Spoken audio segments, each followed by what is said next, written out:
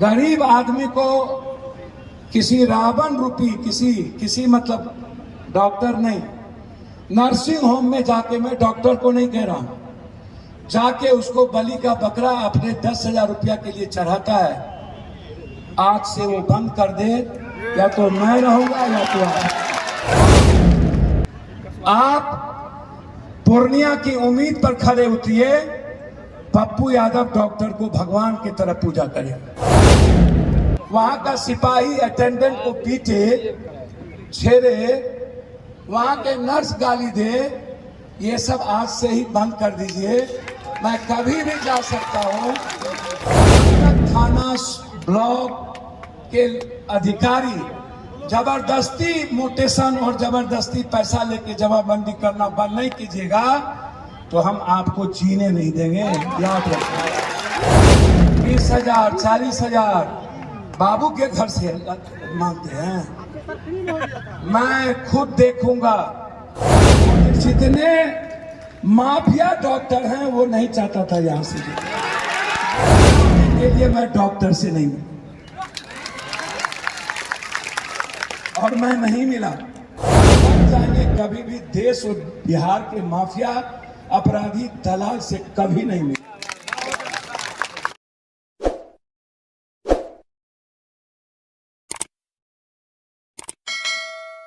Social media, print media, सभी लोग, मैं आभार प्रकट करता हूं कि 9 महीना जो प्रणाम पूर्णिया, सलाम पूर्णिया, फिर वर्कर की बैठक, पहले फिर रैली, फिर एक घटना घटित हुई, इनका साथ आम लोगों के तरह बहुत ज्यादा। देखिए, ये जीत सर्व समाज की है, ये जीत उससे ज्यादा गरीबों की है, ये जीत गरीबों की उम्मीद की है। ये जीत हमें याद है, हम कभी भी इतना चुनाव लड़े। एक बार हम विधायक से चुनाव लड़े थे पूर्णिया, 12 या 1800 या 800 से हम चुनाव हार गए। अजीता जिंदा थे, वो चुनाव जीत गए थे। हम सिंहेश्वर से हार गए थे, फिर तुरंत एमपी का चुनाव हो गया। जब भी एमपी का चुनाव लड़े, पूर्णिया में हमारी बढ़त नहीं रही। सोचिए कि पहली बार पूर्णिया में हमको बढ़त मिली, पहली बार। 82 में 1 लाख बढ़त थी, कस्बा में 1 लाख बढ़त, 70-80 हजार बढ़त होता था, बनमनखी बढ़त होती थी, धमधा हम होते थे। पूर्णिया में बढ़त नहीं हो पाती। ये जो बढ़त है ना, ये बढ़त है हर जाति के युवाओं का।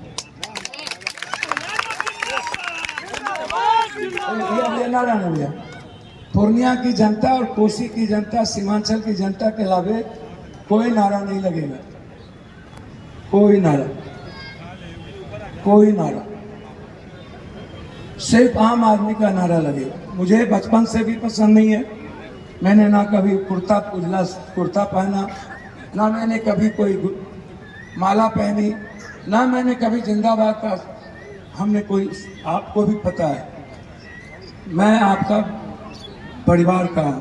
सच्चाई है, सच्चाई है कि पूरी दुनिया इस परिणाम को देख रही थी।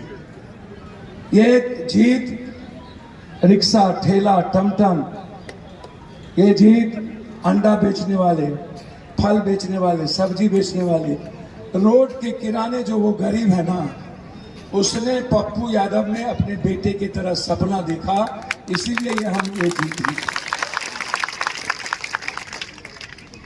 सच्चाई है, मैं इस बात को स्वीकार करता हूं। देश के जितने राजनीतिक लोग हैं, भैया छोड़ दे, जितने राजनीतिक लोग हैं, कोई नहीं चाहता था कि पप्पू यादव यहां से जीते। जितने पैसे वाले लोग हैं, कोई नहीं चाहता था यहां से जीते। जितने दलाल लोग हैं, कोई नहीं चाहता था यहां से जीते। जितने माफिया डॉक्टर हैं, वो नहीं चाहता था यहां से जीते। जितने गलत पदाधिकारी है वो नहीं चाहता था कि पप्पू यादव यहां से चुना जीते। मैं सभी डॉक्टर की बात नहीं किया, मैं माफिया डॉक्टर की बात, मैं उस नर्सिंग होम की बात कर रहा हूं जो नर्सिंग होम को कोई कागज नहीं है और वो सबसे ज्यादा आम आदमी को परेशान करता है। हमारी बहन डॉक्टर अनीता रंजन ने हमसे एक दिन कही कि भैया डॉक्टर से मिल लीजिए। मैंने कहा डॉक्टर आप भी मेरे घर में हैं, मेरे रिश्तेदार भी सारे डॉक्टर हैं, मेरे चाहने वाले डॉक्टर हैं, 3 हिस्सा डॉक्टर मेरे परिवार से रिलेटेड, मैं उनसे डेली मिलता हूं, लेकिन वोट मांगने के लिए मैं डॉक्टर से नहीं मिला और मैं नहीं मिला।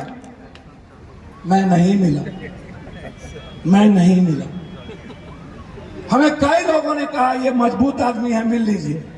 हमने कहा ये मजबूत आदमी नहीं है, ये माफिया है, इसलिए आप मिलने कहते हैं हमसे। मैंने कहा मेरी पहचान आम आदमी है, वैचारिक आदमी है, सरल आदमी है, बुजुर्ग है। मेरी पहचान पप्पू यादव की पहचान और पैदाइश अच्छे इंसान से भी है। मर जाएंगे कभी भी देश और बिहार के माफिया अपराधी दलाल से कभी नहीं मिले, कभी नहीं। जब तक जिंदा रहेंगे जो आम आदमी, गरीब, किसी भी जाति धर्म के लोगों का अधिकार में दखल देता हो, चाहे वो जमीन माफिया हो, बालू माफिया हो, पप्पू यादव ऐसे लोगों से ना मिलेगा और ना ही ऐसे लोगों के गलत तरीके को सपोर्ट करेगा कोई आदमी।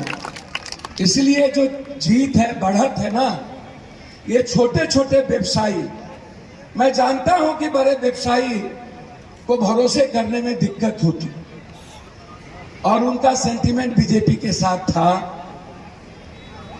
मुझे पता था, कुछ लोगों को छोड़कर। लेकिन ये जो छोटे छोटे परचून की दुकान, छोटे कपड़े की दुकान, लोहे की दुकान, ये जो छोटे व्यापारी थे जो रोजमर्रा की जिंदगी, जो भारत की इकोनॉमी को बढ़ाता है, ऐसे दिल्ली में वोट लिए होते हम पहली बार सिर्फ पप्पू यादव को खत्म करने के लिए, सीमांचल, कोसी और मिथिला को समाप्त कर दिया। हम अररिया हार जाएंगे जहां 14 लाख सिर्फ 2 जाति है, हम मधेपुरा हार जाएंगे, हम सुपौल हार जाएंगे, हम झंझारपुर हार जाएंगे, हम खगड़िया हार जाएंगे, हम मधुबनी हार जाएंगे, हम छपरा हार जाएंगे, हम सिवान हार जाएंगे, हम दरभंगा हार जाएंगे, हम भागलपुर और बांका हार जाएंगे, जमुई हार जाएंगे। जो 90% गरीब, दलित और पिछड़े लोग हैं, बस एक व्यक्ति को समाप्त करो, चाहे जो हो जाए। 2 दिन पहले वोट ट्रांसफर किया गया, पोटा से भी, कौन सा नोटा, ये नोटा क्या था,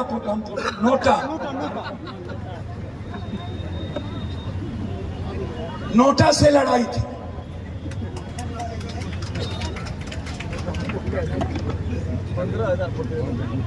इसीलिए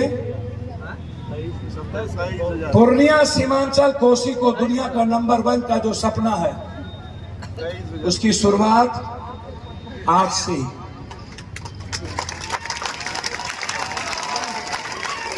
मैं आंख बंद करके, डॉक्टर साहब लोग हमारे रिश्तेदार हैं, मैं उनकी बहुत इज्जत करता हूं। जो पैथोलॉजी, जो दवाई का दुकान,